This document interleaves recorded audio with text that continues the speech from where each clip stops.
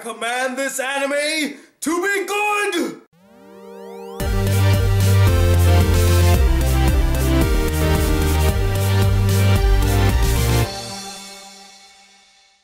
Hey guys, the Black Critic Guy, and I'm here today to review the anime Big Order! So Big Order begins 10 years after a cataclysmic event ravaged the Earth and... really? Another anime with a post-apocalyptic setting? Jesus, where is my cliche handbook? And we follow our main character Yuki, Eiji.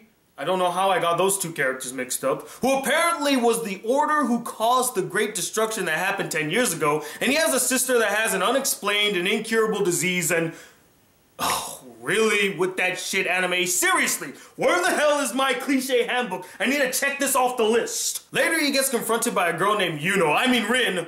Wow, twice in a row. Who's hell-bent on getting vengeance on the Order who caused the great destruction which led to her parents' death. And later on, Eiji beats all of them. He joins this group of people who make him the king of this one land, and they declare themselves to be an independent nation. They declare war on the world, and they start doing all this crazy shit, and then the plot just goes downhill from here, guys. Guys, I'm not gonna beat around the bush. There are only two words that can perfectly describe this anime: wasted potential.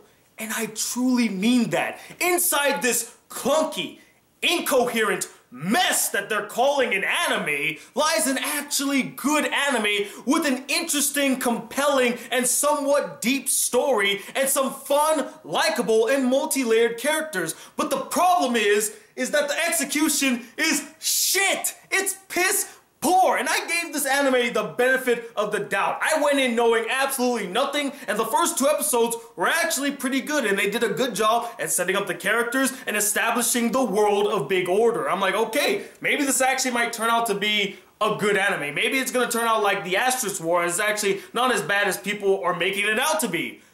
But after the fourth episode, the anime just comes falling apart at the seams. Yeah, sure, the animation is solid and fluid. The voice actors did well with their performances, putting a lot of emotion and effort into them, and the music is actually pretty good. I liked how jazzy it was, but all of those things are so superficial and, to be perfectly honest, to be expected in an anime in this day and age, and it doesn't save this anime from all of the crippling issues that it suffers from. And as much as its animation is good, its visual style is uninspired. It's so generic looking and uncreative. It could never stand out of a crowd. Where do I even begin? Where do I even begin discussing the plethora of problems that plague this anime? I guess I should start with the two biggest elements that would destroy any anime or film if done incorrectly: the story and its characters. First, the story. The story is all over the place. It lacks focus, and worst of all, it's not all that interesting. In fact, you probably have seen it before. In fact, as I was watching this anime, I don't know if I was the only one that got this feeling, but did anyone feel like this was like the 99-cent or maybe even the 50-cent version of the anime Ajin? I mean, it has a very similar premise and a similar idea of these people with extraordinary powers, and they get hunted by the government, and you know, I don't know if they ever tackled in this anime about them getting experimented on, but they were definitely being ostracized from the main populace and kind of put into prisons and all that stuff. And they have these like big mysterious beings behind them that are actually the root of their powers. And I was like, Isn't that the exact same premise of Ajin? I mean, the story starts off very simply following Yuki 2.0, who's a seemingly average guy who has a sick sister in the hospital that he deeply cares for and watches over. They establish who his character is, what his daily life is, and then there's the call to adventure where he's almost killed by a yandere, and I use that term very loosely. More on that later. And then he discovers, oh wow, I'm also an Order too, and I have the power to dominate over people and make them submit to my every order and whim. Wow, that's pretty awesome. And he's being hunted by these other orders and by the government. And I thought it would be pretty interesting. Oh wow, he's wanted on both sides. He's running from both of them. This would be a really engaging and thrilling thriller type anime where he's kind of just running from all these people. He doesn't know who to trust. He's on his own with this yandere because he forced her to be by his side forever, which more on that later too.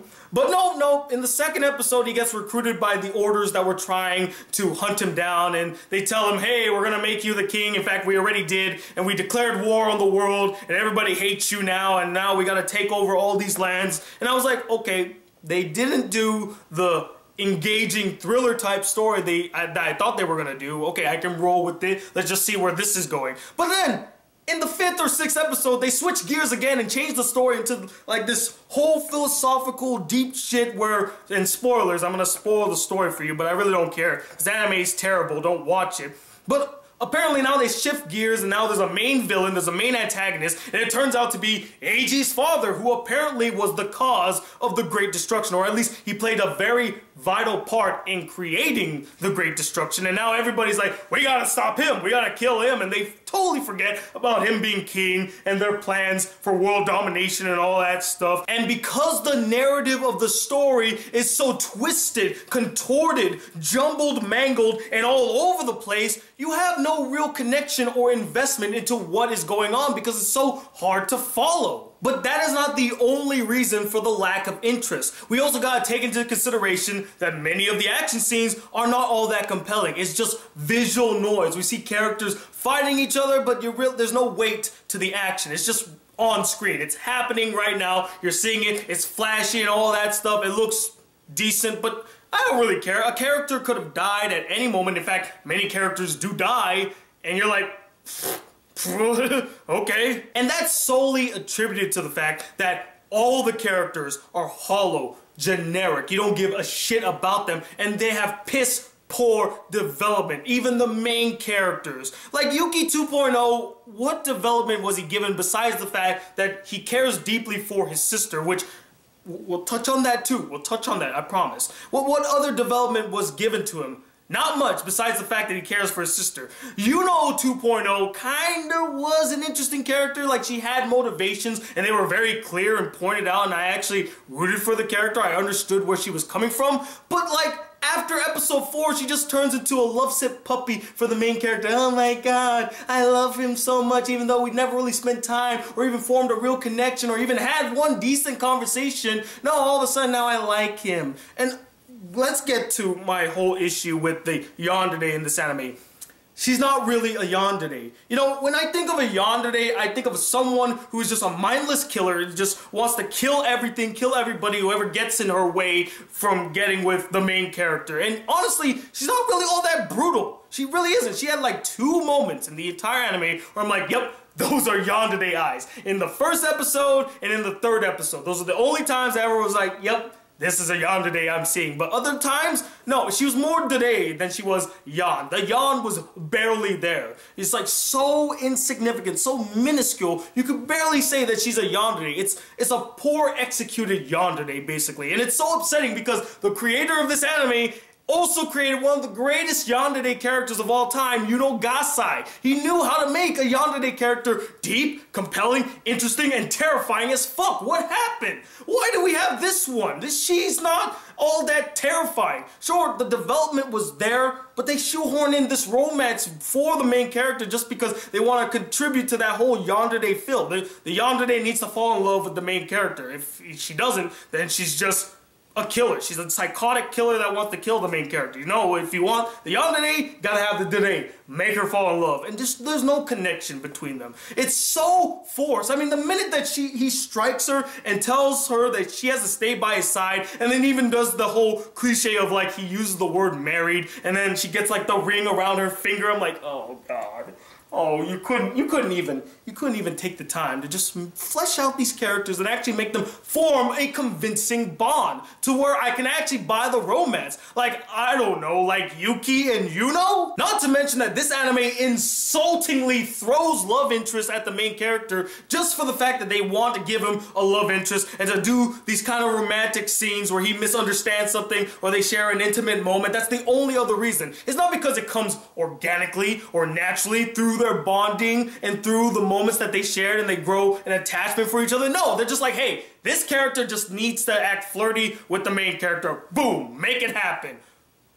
For someone who's a huge fan of romance anime, I found it insulting because I actually believe if you took the time to actually flesh these characters out and their relationship, these relationships can actually be believable. I can buy the bond that they were forming between each other. Nope, they're just, hey, here you go. Like, there's this one girl who has like this ribbon on her head, and if you touch it, she gets preggers, which goes nowhere, honestly, because the main character touches the ribbon and she gets pregnant, but no baby. So I'm like, okay, she just like experiences getting pregnant, but doesn't really get pregnant. They don't explain it.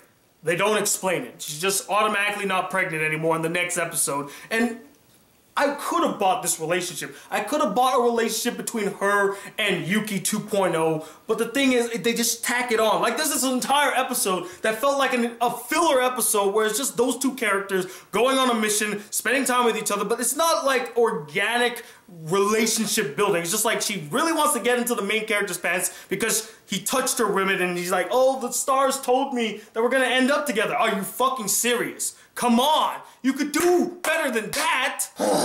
And okay, let's touch upon the element that I know you're all dying to hear me rant about again, as if you haven't done enough of it already this month, and that I'm pretty sure is the reason why this anime is one of the animes you guys wanted me to watch and review for Bullshit Month.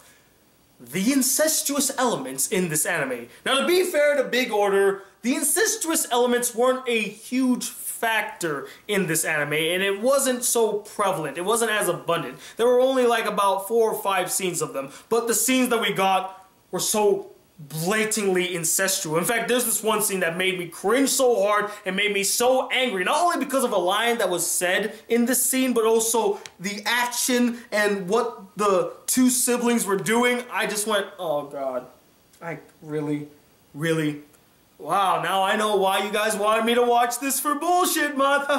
It's so obvious, and honestly, I'm just repeating myself. I'm saying exactly what I said in Akisora, and I don't like you at all, big brother. This is just incest for the sake of incest. It adds nothing to the characters. It's not done as a way of showing like the passion between them. It's just, hey, here's an incestuous element. Take it for what it's worth. And it just pissed me off because what if it was just that he deeply cared for his sister? That would have been fine. It would have been perfect. But no, you gotta make them both have a boner for each other. It was just tacked on, unnecessary, and completely superfluous to the story. And I want to clarify one damn thing with you guys, as I feel like there's a huge discrepancy when it comes to my issues with incest in anime. I do not have an issue with incest in anime, mainly for the fact that I have a personal hatred for incest. Yes, it bothers me to see an incestuous story or an incestuous relationship in an anime. But if the incest actually serves a purpose to the story and the characters and actually has something meaningful to say, something deep to say, like a social commentary about what it means to love somebody, I don't have a problem with that. And there are some animes that actually tackle that issue and do it very well. See this anime for verification. But the problem with most animes is that they're not like that. They're more like Ori no Imoto, or more like I don't like you at all, big brother. It's incest for the sake of incest to shock everybody about the taboo subject that they're touching upon. And that's clearly the case here in Big Order. It's not because it's a blurred line about what it means to fall in love with somebody. No, it's just, hey, these two characters are siblings. Wouldn't it be really interesting if we just, you know, made them hook up? That's it. That is it, and that pisses me the fuck off. Because it's just there. It's just there to get some controversy, get some notoriety, and that is all. It serves no other purpose other than that. Do you understand now?